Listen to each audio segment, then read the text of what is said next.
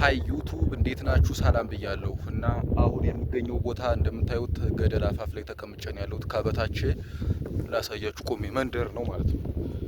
እዩት፣ አያችሁት?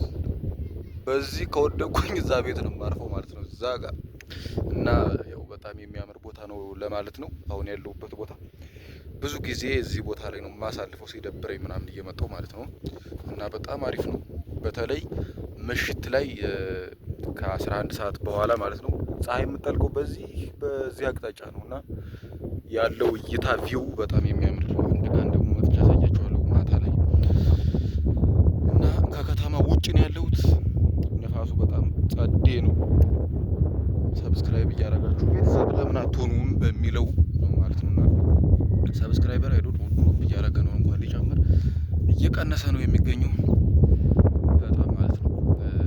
እና እኔም እንግዲህ በየቀኑ ቪዲዮ ፖስት ለማድረግ እሞክራለሁ ሳላሳልፍ አንድም ቀን ማለት ነው።